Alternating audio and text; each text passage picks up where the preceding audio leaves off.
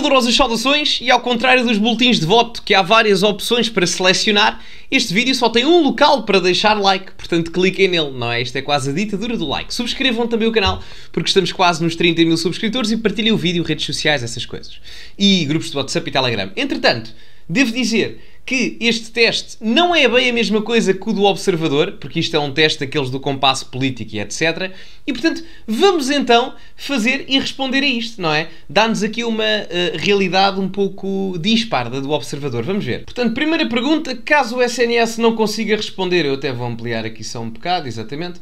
Caso o SNS não consiga responder às necessidades de uma pessoa num prazo razoável de tempo, o Estado deve financiar a ida do utente ao privado. Concordo totalmente, quase numa perspectiva e numa diretriz de sistema misto.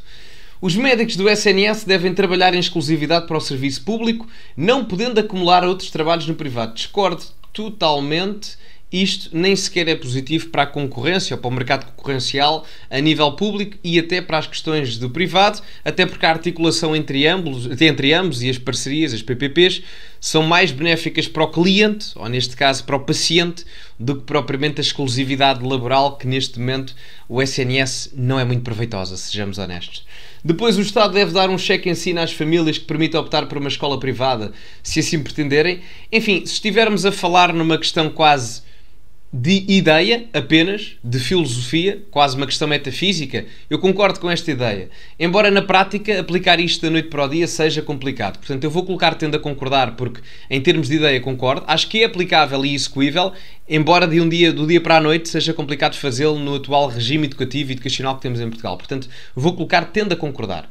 Depois, os crimes devem ser punidos de forma mais severa e eventualmente introduzir a pena de prisão perpétua.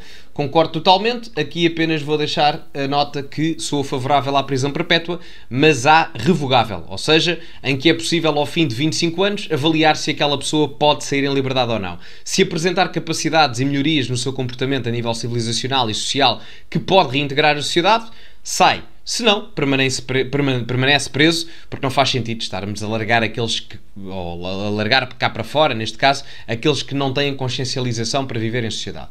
Próxima. Deve ser feito um esforço para a TAP continuar sob o comando do Estado português. Discordo totalmente, a privatização tem que acontecer o mais rapidamente possível, de forma gradual ou de forma mais rápida, embora eu seja favorável a uma privatização gradual, de preferência a investidores europeus, mas enfim, discordo totalmente, o Estado português não deve ser acionista, nem o Estado português precisa de ser acionista para garantir as slots das viagens para a diáspora portuguesa, como alguns partidos dizem. Não é necessário isso acontecer. Para manter a segurança e a coesão social, deve-se aumentar o controle das fronteiras e diminuir o fluxo de entradas de imigrantes. Portanto, deve-se aumentar o controle das fronteiras e diminuir. Concordo totalmente. Aliás, a experiência que temos vindo a verificar na União Europeia nos últimos anos é prova disso mesmo, com até alguns exemplos, infelizmente, mais negativos na realidade e conjuntura social portuguesa. Portanto, acho que aqui não há muito a dizer. Concordo totalmente, até porque o número de imigrantes que estamos a receber é muito acima daquilo que seria controlável. Depois, deve-se introduzir progressivamente a semana de 4 dias de trabalho. Eu tenho aqui uma opinião um bocado diferente, talvez, das pessoas à direita, porque eu em si não vejo um problema com a semana de 4 dias de trabalho. Desde que a produtividade não baixe e desde que não seja uma obrigatoriedade de só se trabalhar 4 dias, eu não vejo porque não, porque se ficar mais trabalho feito em 4 dias do que propriamente em 5 e a pessoa andar ali a molengar e etc., eu até sou favorável de uma não existência de horários. É verdade que em determinados trabalhos isso é impossível, verdade seja dita. Mas nos que é, para que estar a estender o horário de trabalho se em termos laborais é possível fazer determinado trabalho em X horas? Portanto, eu vou colocar, tendo a concordar, não naquela ótica de preguicita aguda da esquerda, mas na ótica de uma melhor relação qualidade de vida com o trabalho e a vida pessoal. Acho que é para isso que caminhamos enquanto sociedade e enquanto seres humanos. Depois, deve-se começar a estudar a possibilidade de introduzir um rendimento básico incondicional de forma a erradicar a pobreza do nosso país. Discordo totalmente, isto é só burro, peço desculpa, mas é só burro, porque de nada, se vamos estar a dar dinheiro a pessoas que não criam riqueza, então vamos chegar a um ponto em que vamos estar indiretamente a promover mais inflação.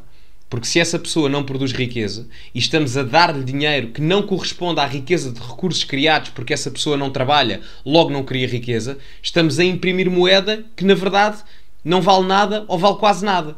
E isso gera inflação, o excesso de moeda corrente no mercado. que foi o que aconteceu agora com as questões da bazuca e afins. Portanto, isto além de não ser meritocrático, é também um incentivo completamente ridículo, proposto por aqueles que não têm noção absolutamente nenhuma, e um incentivo indireto à existência de inflação futura como externalidade negativa. Portanto, não.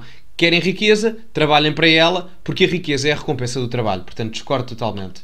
Os apoios sociais, como o RSI e subsídio de desemprego, devem ser reduzidos e abranger menos gente, concordo totalmente, não há aqui muito a dizer, há um excesso de subsídio à dependência do Estado, não só a nível destes subsídios, é claro que há pessoas que têm que os receber por condições clínicas, médicas, não é desses casos que falamos, mas há um aproveitamento inenarrável em Portugal. Eu não posso aceitar que 40% do país esteja dependente de apoios sociais. Não posso aceitar que um país que quer ser de primeiro mundo, 40% da população estar dependente do Estado. Não dá. Portanto, concordo totalmente. Deve-se diminuir o número de escalões de IRS, concordo totalmente, por dois motivos. Primeiro, é mais atrativo ao investimento direto estrangeiro, ao IDE, porque uma empresa que se queira sediar aqui vai ter muito menos trabalho a contratar advogados e contabilistas que entendam do sistema ou que venham do estrangeiro, porque é mais fácil de o compreender. Logo, é mais atrativo em termos de investimento estrangeiro. E segundo, até por uma questão de incentivo e simplificação fiscal para quem já cá está, não é? É muito mais fácil perceber se eu ganhar X, quanto é que vou ganhar aqui, etc, etc. E o regime de simplificação fiscal ajudará bastante. Eu sou favorável a que exista uma taxa única. Vocês sabem a minha opinião, pelo menos quem segue aqui o canal. Sou favorável a uma taxa única de IRS. Há quem coloque o problema da progressividade, mas se colocar uma isenção até ao valor do salário mínimo, está tudo tranquilo. Tudo ótimo, sem problema, porque há duas, não é? Há a isenção até aos 820 euros e a partir daí paga-se 15% acima do acréscimo. Ou seja, se o salário mínimo é 820. Se eu ganhar 850, eu não vou pagar 15% de 850. Eu vou pagar 15% sobre 30. Porque 850 é mais 30 do que 820. Só se paga 15% sobre o acréscimo da isenção. Portanto, sou favorável a esse regime. Portanto, simplificação fiscal, sem dúvida. Impostos sobre as empresas devem ser reduzidos de modo a fomentar o seu crescimento. Concordo totalmente. A malta do Bloco de Esquerda não gosta de ouvir isto, mas a realidade é esta. Se o Estado aumenta os impostos à empresa, quem vai pagar o aumento dos impostos não é a empresa, é o cliente final. Sabem porquê? Porque as empresas só conseguem gerar lucro e rendimentos, valor acrescentado, através das vendas dos produtos. Vamos imaginar numa forma mais simplória, não é? E, portanto, o que tem que acontecer para as empresas manterem os salários, ou neste caso para manterem a margem de lucro, para não terem que cortar salários e despedir pessoas e gerar despedimentos, o que vai acontecer é que vão ter que aumentar os preços para conseguirem manter a margem de lucro. Vamos imaginar que o imposto aumenta 2%. As empresas, claramente, para manterem a margem de lucro, não gerarem despedimentos e quebras financeiras internas, vão aumentar determinados produtos em 2% ou mais para manterem as margens de lucro ou aumentá-las. A realidade é essa. Mantenha no mínimo 2% devido ao aumento do imposto e se calhar até aumentam mais derivado ou devido ao aumento normal da inflação em termos estáveis, que é mais ou menos 2% ao ano.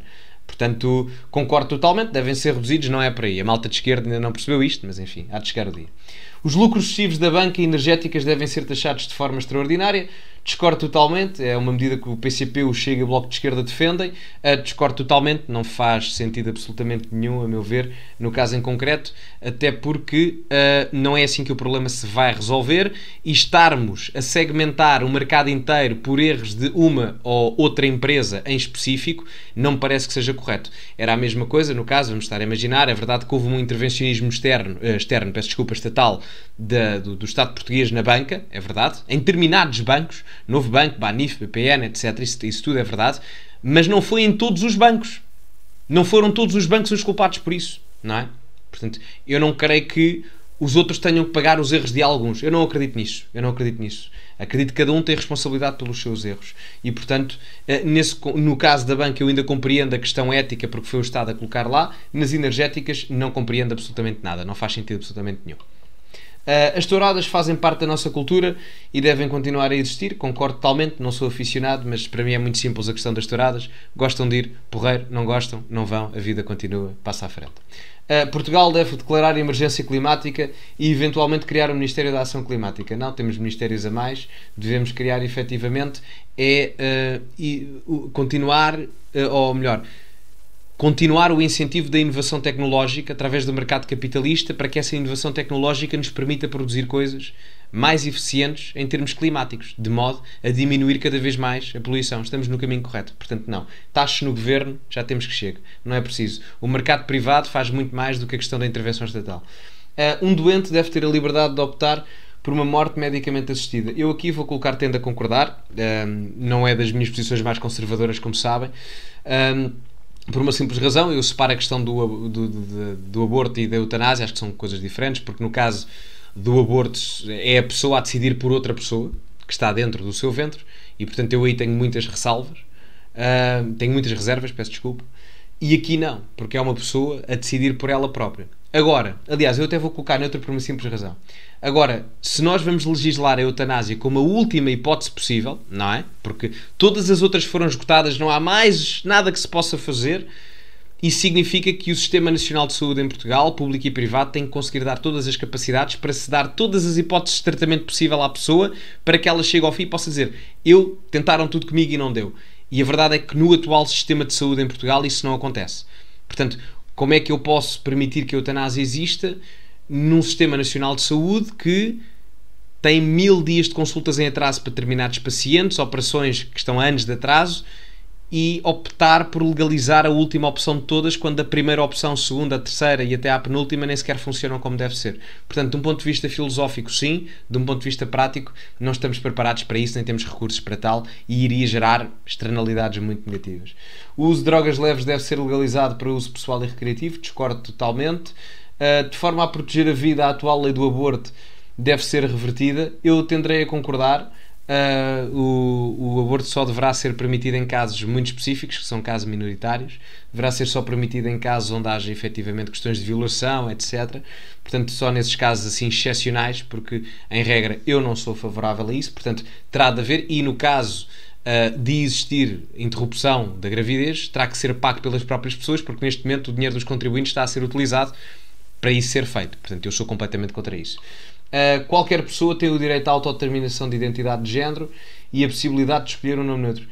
Enfim, assim, se têm a possibilidade, eles têm, não é? Agora, que eu acho que isso deve ser obrigado às outras pessoas ou impingido às outras pessoas, não concordo que deva ser impingido. Agora, as pessoas têm a liberdade para fazer isso, mas se eu acho que isso deve ser obrigatório, não.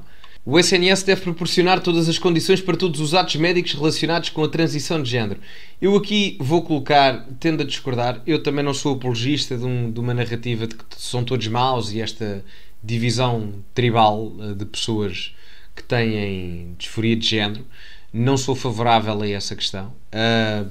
E devo dizer também que uma coisa é a situação clínica de alguém, e essa situação clínica existe, não é propaganda política a ser aplicada em termos clínicos, é diferente, é mesmo uma questão clínica. Outra coisa é propaganda política impingida a alguém que se calhar tem outro tipo de problema que não relacionado com isto. Portanto, são duas coisas diferentes. Se for o primeiro caso, eu não me importo com isso, porque isso efetivamente é caso clínico já estudado, com várias décadas de existência, e que existe efetivamente. Se for a segunda hipótese, não. Por isso é que eu coloco o tendo a discordar. Portugal não deve fazer parte da NATO saindo desta organização o quanto antes. Tendo a discordar, não vou dizer discordo totalmente, coloco o tendo a discordar, não acho que seja favorável para Portugal sair da NATO, mas acho que Portugal se deve, ou a NATO deve reformar-se de forma a que os países tenham mais soberania do que aquela que têm nos dias de hoje. Porque a política externa deve ser ditada pelos Estados-nação e não por organizações supranacionais como a NATO ou a União Europeia. Em primeiro lugar o país e depois sim a articulação das organizações supranacionais como a NATO ou a UE. Depois, Portugal deve aumentar a sua soberania e independência nacional, rompendo com a sua submissão à União Europeia. Completamente de acordo, sem dúvida, quer em termos económicos e políticos. Volto a frisar que desde o Tratado de Lisboa em 2009 Portugal perdeu, ou a União Europeia ganhou personalidade jurídica. Isto significa que a União Europeia agora tem a possibilidade para se representar a ela própria em detrimento dos 28 Estados-membros para ditar aquilo que ela própria defende em termos de política externa e segurança e defesa. E a verdade é que isso não funciona porque os interesses militares, estratégicos, geopolíticos de Portugal são inerentemente diferentes dos da Finlândia ou da Hungria ou da Polónia, não é? Portanto, a localização geográfica, a cultura, o povo, tudo isso influencia. Portanto, concordo totalmente. Baixar o IVA para 6% no setor da construção, impulsionará a oferta diminuindo o preço de compra das casas, concordo totalmente, não há muito a aprofundar. O Estado deve construir, comprar e reabilitar edifícios para aumentar a percentagem de habitação pública de 2 para 10%. Discordo totalmente. A classe média já está demasiado sufocada em impostos e a verdade é que isto só irá fazer com que o Estado tenha que arrecadar mais receita em termos fiscais e isso levará a um sufoco ainda maior da classe média. O problema em Portugal não se vai resolver na habitação com o aumento da habitação pública, resolve-se sim com o aumento da oferta privada e de um aumento do poder de compra por parte das classes médias existentes em Portugal. Para combater a especulação imobiliária, o Estado deve estabelecer valores de rendas máximas, discordo totalmente, tabelem lá preços e depois vejam se isso funciona na Venezuela ou na Coreia do Norte, lá deve dar, aqui não. É preferível eleger partidos que já tenham experiência em governar o país, discordo totalmente, independentemente do partido, o partido tem é que ser bom, não sei se tem experiência ou não. O Ronaldo ganhou a bola de ouro a primeiro aos 23 anos contra a malta que tinha 30 e tal, portanto isso não quer dizer nada. Concluir, e depois agora aqui escolha entre 1 a 5 questões, tenho que dizer entre tenho que selecionar 1 a 5, para mim são as mais importantes, questões económicas e securitárias e talvez da europeia. Portanto, deixa-me lá ver aqui, os crimes devem ser punidos, ok.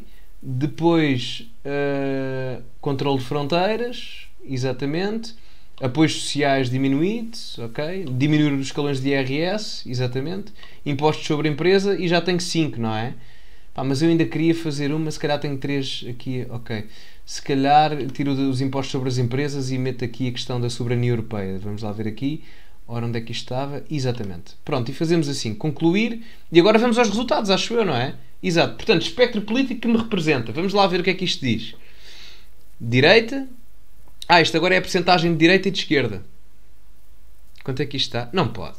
Extrema-direita. Claro. Epá, por amor de Deus. Portanto, 0% de esquerda. 0% de esquerda. O vosso amigo tem 0% de esquerda. E, por amor de Deus, quem é que fez isto? O Rui Tavares. Ok. Concordo. Portanto, e aqui as políticas que defende 100% de justiça severa, 100% de imigração restritiva, 100% de mercado liberal e um bocadinho de sociedade progressista.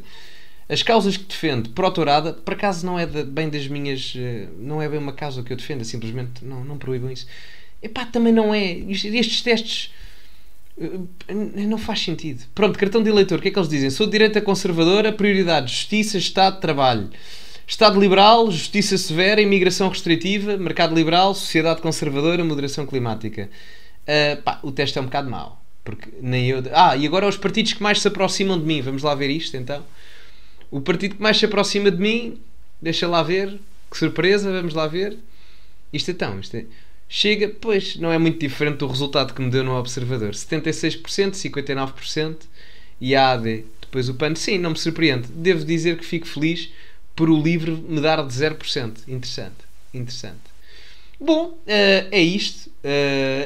Só, portanto, o teste não se guiem pelos testes que fazem online, ok? Portanto, tanto que ele diz, por exemplo, o teste aqui diz que eu sou da extrema-direita e depois sou de direita conservadora. A direita conservadora derrotou a extrema-direita na Segunda Guerra Mundial.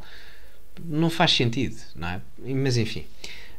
Bom, vamos então ficar por aqui. O link do site eu depois meto aí para vocês fazerem. Muito obrigado a todos os que estiveram por aí. Metam like, subscrevam e partilhem. Sigam-me nas redes sociais. E, como é habitual, acima de tudo, cultivem-se. E até à próxima.